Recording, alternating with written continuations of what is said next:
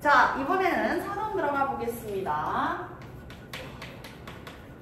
주동과 사동 표현. 선생님 그러면 주동이랑 능동은 뭐가 다른 거예요? 이렇게 질문을 하는 친구들이 있지. 근데 얘들아, 사실 문법적으로는 크게 다르지가 않아요. 그냥 동일합니다.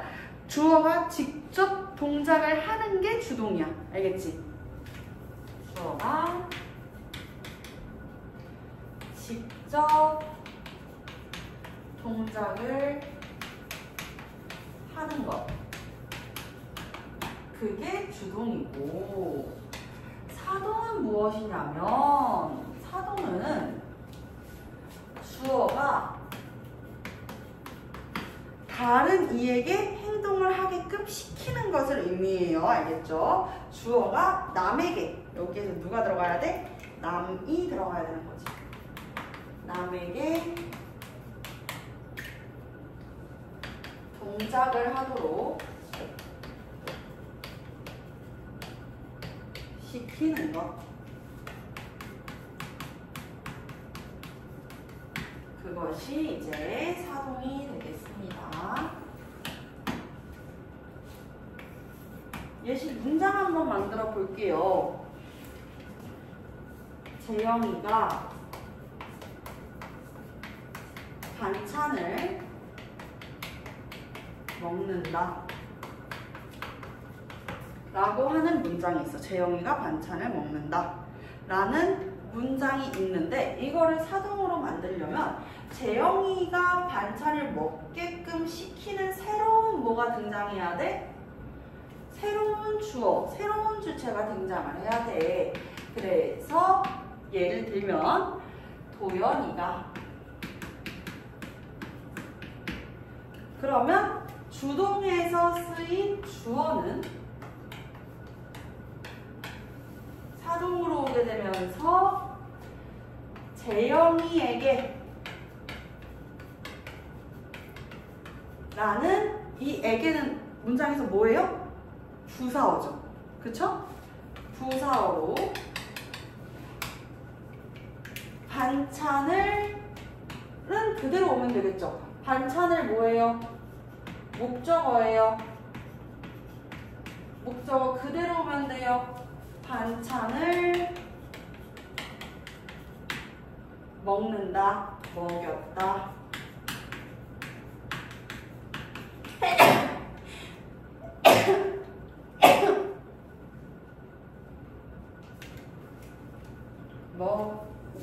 먹인다, 먹인다. 이렇게 오면 되겠죠. 그쵸? 자, 지금 이 먹인다를 보게 되면은 먹다의 먹이라고 하는 어간에다가 이라고 하는 사동 전미사가 결합이 되어서 현재 시제 선어말 어미, 형사형 종결 어미, 먹인다 이렇게 들어온 형태라는 걸 알 수가 있어요.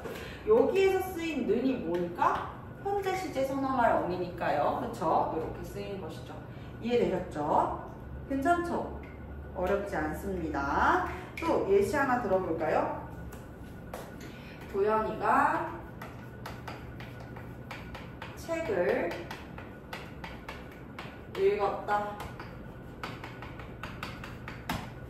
그러면 주동문에서의 주어가 사동문에서는 부사어가 된다 그랬어. 그럼 도연이 에게 라는 뜻으로 뭐가 돼야 돼? 남이 돼야 된다라는 것이죠. 그쵸? 남에게. 주어가 남이 됩니다. 남에게. 그러면 새로운 주어가 등장을 해야겠죠? 이번에는 유진이가 라고 하는 새로운 주어. 행위를 시키는 사람이 나타나야 되고요. 무엇을? 책을. 목적어 그대로 옵니다. 책을 읽힌다 라고 와야 할 것입니다. 어려운 내용 없죠? 그쵸? 그래서 읽힌다. 읽다의 읽이라고 하는 어간과 히 읽었다? 그럼 읽힌다가 아니라 읽혔다가 되겠죠? 읽혔다. 읽히, 다 이렇게 와야 될 거 아니에요. 그쵸? 그러면 여기에서의 히도 마찬가지로 사동 전미사가 됩니다. 우리가 아까 전에 피동 표현 배웠을 때는요, 피동은 어쩔 때 쓸 수 있다 그랬어? 네 가지. 첫 번째, 결과를 강조할 때. 두 번째는요? 필요 없을 때, 쓸모 없을 때. 그렇지. 주체, 주어가, 그러니까 행위의 주체가 누군지 불분명할 때나 중요하지 않을 때. 예를 들면 날씨가 맑다, 화창하다, 날씨가 개었다. 풀렸다. 그치. 개다, 개었다도 마찬가지로 개이다 하잖아요.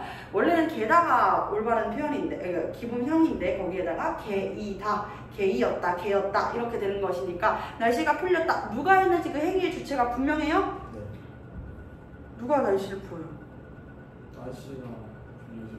그 날씨를 누가 풀었냐고. 모르죠. 그러니까 행위의 주체가 불분명할 때 피동을 사용합니다. 세 번째는요? 책임 회피. 도자기가 깨졌어요 라고 이야기를 하잖아. 그치? 근데 여러분들이 도자기를 깨뜨렸을 때는 선생님 제가 도자기를 깼어요 이렇게 이야기를 하는데 그럼 혼나죠. 그럴 때 이제 슬쩍 내가 아니죠. 쌤 노트북이 깨졌어요 이렇게 이야기할 수 있겠죠. 그쵸? 자, 그리고 네 번째는 그렇지, 내용의 객관성을 부여할 때. 그래서 주로 논문으로 많이 씁니다. 논문에서 많이 쓰는 게 피동이고, 그 중에서도 우리가 논문을 쓸 때 주의해야 되는 거, 이중 피동 쓰지 않게, 그리고 너무 피동 표현을 남발하지 않도록 주의해야 합니다. 아시겠죠? 네, 좋습니다. 자, 그러면 사동으로 보면은 피동에서는 피동문 만들 때 부사어가 어떻게 될 수 있어? 없어질 수 있죠. 부사어가 사라질 수 있단 말이야. 그런데 사동에서는 부사어가 생략될 수가 있어요, 없어요? 없죠. 누구에게 시켰는지가 중요하잖아. 이 남에게가 필수 부사어가 되는 거야. 그치? 필수 부사어가 되기 때문에 중요합니다. 빼놓을 수가 없는 것이죠. 그래서 주동문보다 사동문이 자릿수가 한 자리 더 늘어나게 된다. 이렇게 이해를 해주시면 되겠습니다. 오케이? 예, 좋습니다. 자, 그 다음은요. 그 다음은 우리가 이제 사동문을 만들어 볼 것인데요. 마찬가지로 전미사와 결합이 되는 파생적 사동과 통사적 사동문을 만들어 볼 것입니다. 파생적 사동은요, 사동 전미사와 결합되는 형태고요. 통사적 사동은 뭐예요? 사동문을 만드는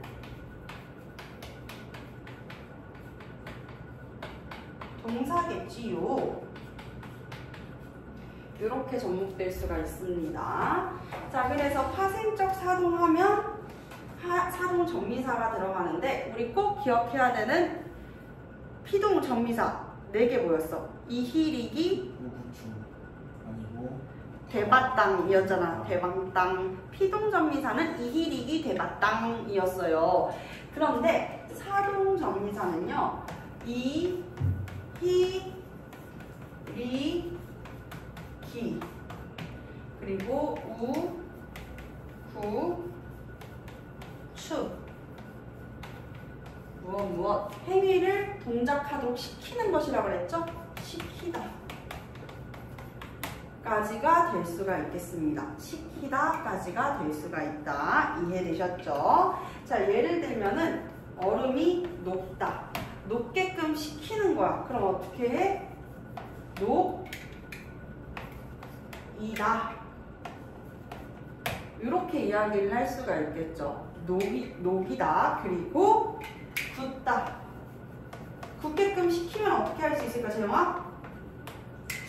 굳히다. 국의 음악. 굳히다 아니죠. 굳히다. 그리고 리는요, 날다. 날게끔 시키면 어떻게 되겠어요? 연을 날리다.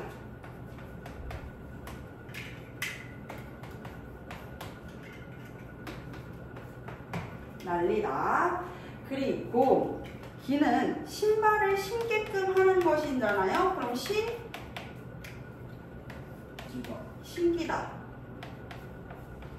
이렇게 될 수가 있겠죠. 그쵸? 그리고 여러분들 잘 때 혼자서 스스로 깨요? 네. 대부분 이게 울려서 깨지 않습니까? 알람이 여러분들을 깨우는 것이죠. 깨우다. 그리고 솟다. 솟구다. 속도를 낮게 하는 것은 낮추다.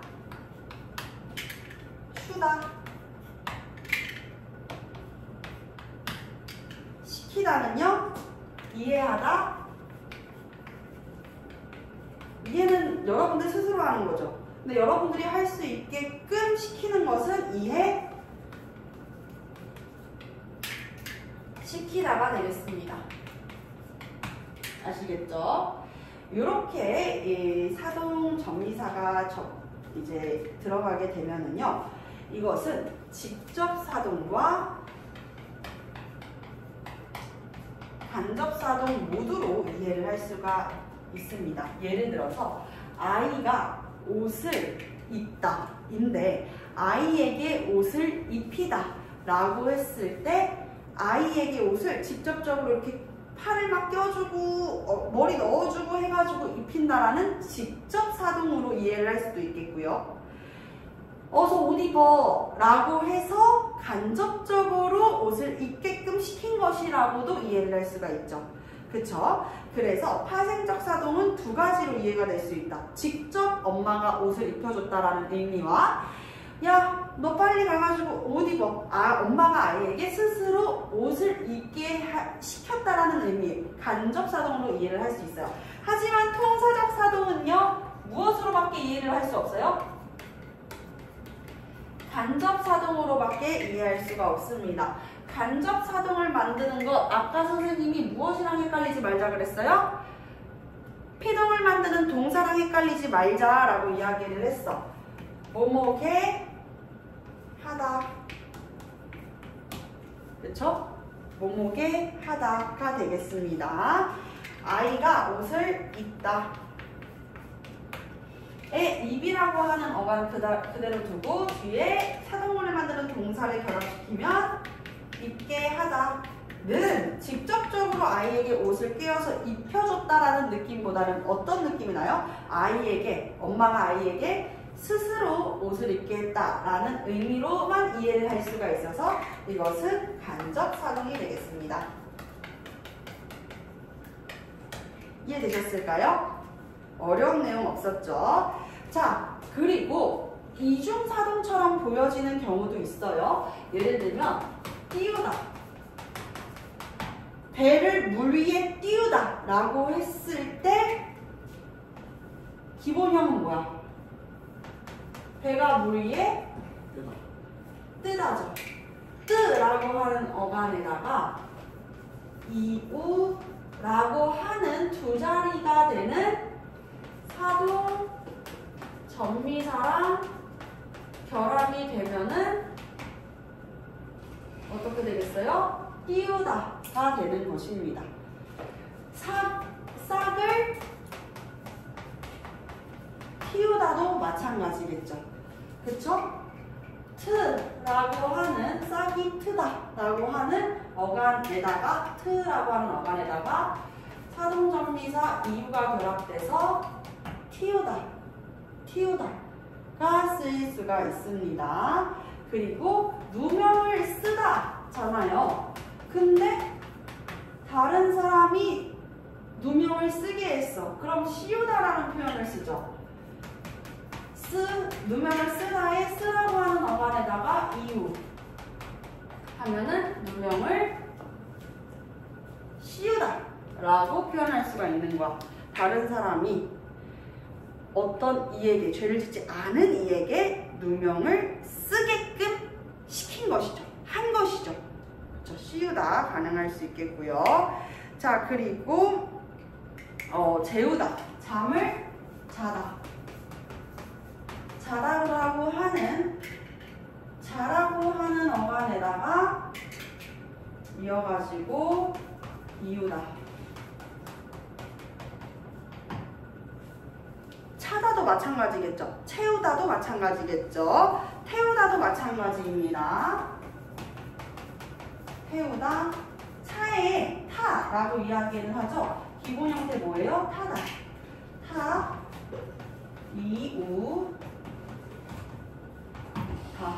이렇게 쓸 수가 있겠습니다. 아시겠나요? 여기까지 우리 사동에 대한 이야기 해보았습니다. 여러분들 숙제로 피동사동 꼭 잘 풀어 오시고요. 그리고 지금부터는 인용과 그리고 부정 표현 같이 한번 나가 보도록 하겠습니다. 자, 우리 인용 표현 같이 넘어가 보도록 할게요. 인용 표현이라는 것은 다른 사람의 말을 끌어다 쓰는 것을 의미해요. 그쵸? 다른 사람의 말을 가지고 오는 거야. 끌어다 쓰는데, 가지고 올 때 형식과 내용을 그대로 끌어다 쓰게 되면은 우리가 이것을 직접 인용이라고 합니다. 다른 사람이 한 말을 큰 따옴표 안에 넣고 라고 하는 직접 인용격 부사를 접목시켜서 그대로 가지고 오게 되는 것이죠. 그런데 우리 왜 다른 사람의 말을 진짜 토시 하나 안 틀리고 그대로 가져오는 것보다 우리의 언어인 것처럼 인용을 할 때가 있죠. 형식 그대로가 아니라 의미만을 가지고 오게 되었을 때 우리는 이것을 간접 인용이라고 합니다. 간접 인용을 할 때 중화되는 것들이 있어요. 시제가 중화될 수가 있고 높임 표현이 중화될 수가 있습니다. 아시겠죠? 다른 사람의 말을 풀어서 중화시켜서 표현을 하면서 고라고 하는 간접 인용격 부사가 결합이 되는 것이죠. 예시를 한번 들어보도록 하겠습니다. 나는 예를 들어서 어제 발화한 시간이 어제였을 때 나는 어제 선생님께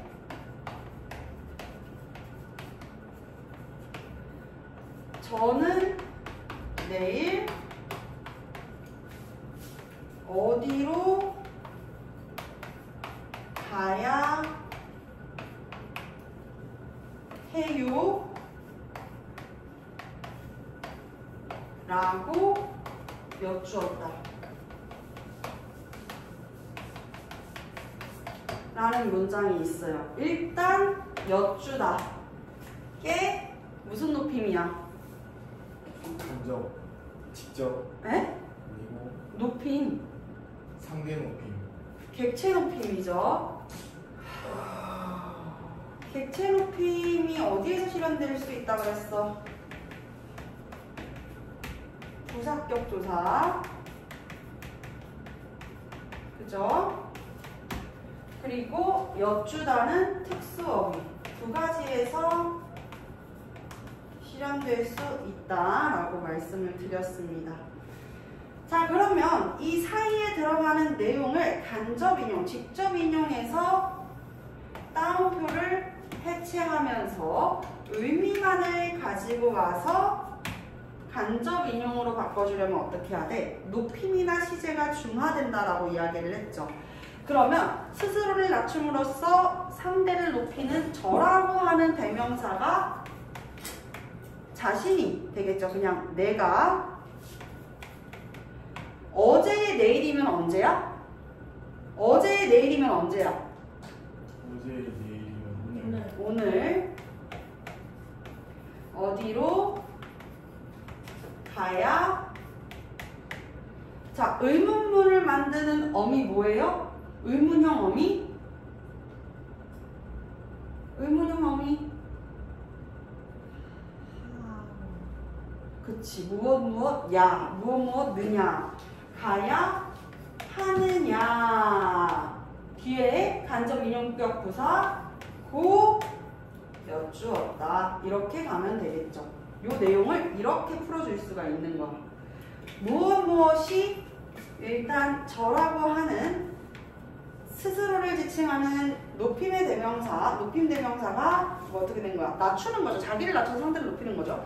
이게 내가 되고, 그리고 내일이라는 시간이 오늘이 됩니다. 왜? 어제 내일은 오늘이니까요. 그리고 해요 라는 이 부분도 의문형 어미를 접목시켜서 그리고 간접인용격 부사를 넣어서 내가 오늘 어디로 가야 하냐고 이렇게 될 수가 있겠죠.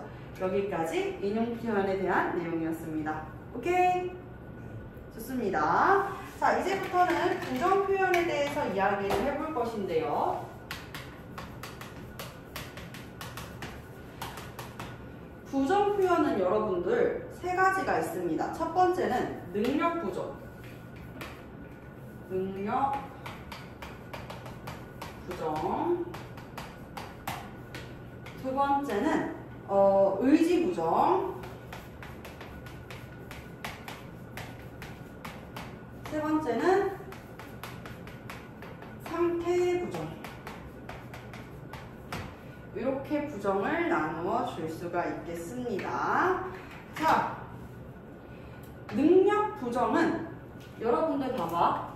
여러분들 선생님이 이따가 6시에 여러분들 수업 끝나자마자 고등학생 친구들 1학년들 13명 정도를 모아놓고 한국사 수업을 4시간가량 진행을 해야 돼. 선생님이 몸이 너무 안 좋아서 그러는데 여러분들이 나 대신 수업을 해줄 수 있을까? 재영아, 선생님 대신 고등 한국사 수업 4시간 해줄 수 있어? 네. 아니, 왜 안 돼? 할 수 있죠. 아니, 물어보는 거야. 왜 안 돼? 능력이 없어서. 못하는 거죠. 재영이가 하기 싫어서 안 하는 게 아니라 못하는 거야. 도연아, 선생님 6시에 대신 좀 수업해주면 안 될까? 도연이는요? 못해요. 왜 못해요? 머리 든 게 없어요. 아니 진짜로 현실에서 왜 못하지? 머리 든 게 없어요. 아니 6시에 아, 저 학교 가야 돼요. 기숙사 가야 되잖아요. 그쵸? 두 가지입니다. 능력이 부족하거나 아니면 외부적인 요인으로 인해 가지고 못할 때, 그때 우리는 능력 부족의 못이라고 하는 표현을 쓰게 됩니다. 아시겠죠? 짧은 부정에 있어 가지고는 못. 저 못해요.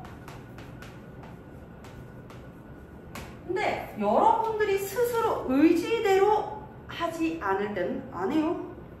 저 집 가서 놀 거예요. 이렇게 이야기하지 않나요? 그쵸?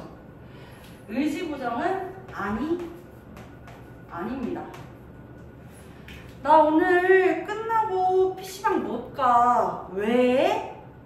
나 오늘 나 오늘 집에 할머니 와 계셔가지고 못 갈 것 같아. 외부의 상황이죠. 야, 나랑 PC방 가자. 나 오늘 PC방 안 가. 왜? 아, 나 그냥 돈 아까워 집에서 할래. 이런 거. 나의 의지로 안 가는 건 안 가는 거잖아요. 그쵸? 자, 그리고 상태 부정은요, 단순 부정입니다. 그래서 안 가. 이렇게 안으로 올 수가 있습니다. 그래서 상태 부정은 단순 부정이기 때문에 이런 거야. 그 고민형은 안 예쁘다. 그 거북이 인형은 안 예쁘다. 그 거북이 필통은 안 예쁘다. 태무에서 산 그 거북이 필통은 전혀 안 예쁘다. 라고 얘기했을 때 이거는 거북이의 의지예요? 인형의 의지대로 안 예쁜 거예요? 그냥 상태 그 자체만을 객관적으로 그냥 이야기를 하는 거잖아. 이것을 단순 부정이라고 이야기를 합니다. 아시겠죠? 자, 짧은 부정에서는요, 부정 부사, 못, 안이 붙을 수가 있겠지만, 긴 부정에서는요,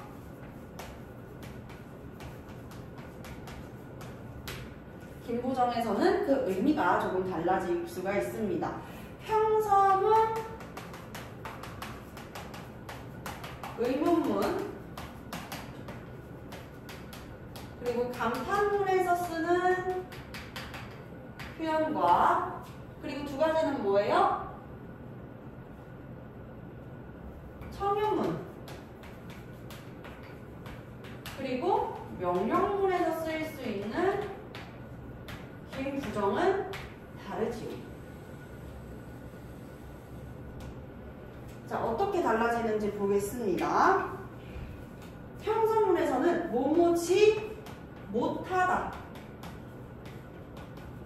자, 짧은 부정은 못 띄고 뒤에 서술어가 붙어요. 그러니까 이것이 부사로서 쓰이고 있는 것인데, 긴 부정에서는요, 부정문이 서술어에 함께 결합이 되어 있습니다.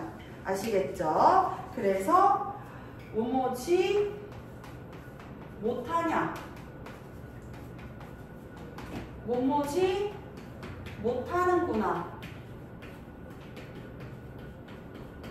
이렇게 올 수가 있겠죠.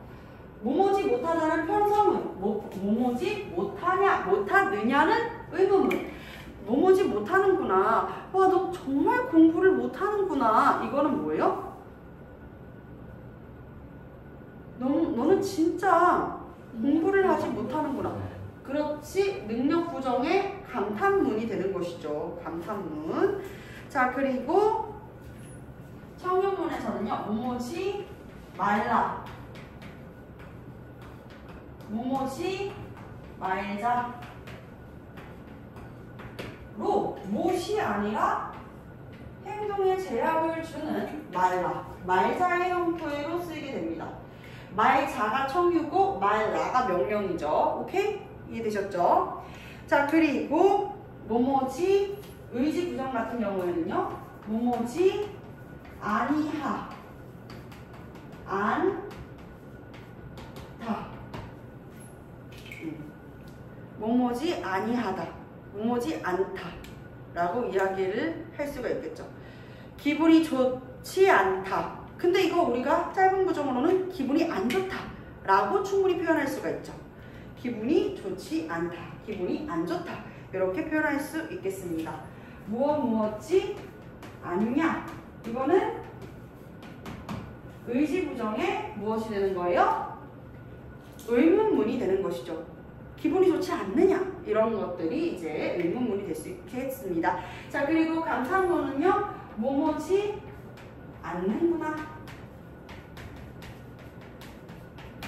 뭐뭐지 않는구나, 이렇게 쓰일 수가 있겠고요. 뭐뭐지 말자, 뭐뭐지 말라, 이렇게 청유와 명령문은 동일해집니다. 아시겠죠?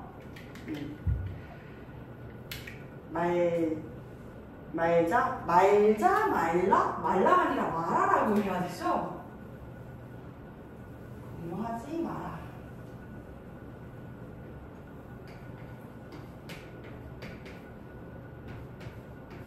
네, 이렇게 쓰일 수 있겠습니다. 자, 상태 부정은 단순 부정이라고 이야기를 했어요. 곰돌이가 혹은 거북이 인형이 못생기고 싶어서 못생긴 게 아니야, 안 예쁘고 싶어서 안 예쁜 게 아니죠. 그렇기 때문에 뭐뭐지 않다, 아니하, 그 곰인형은 예쁘지 않다, 이렇게 그대로 쓸 수 있고요. 뭐뭐지 않냐, 그 인형은 예쁘지 않냐 혹은 예쁘지 않는구냐,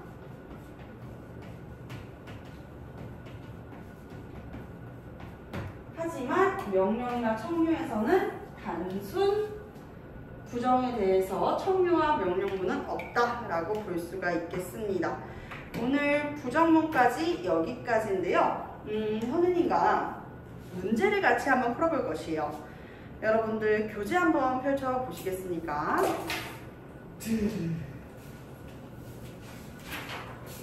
맞아요, 바로 여기입니다. 자, 우리 교재 여기 같이 한번 풀어보도록 할게요.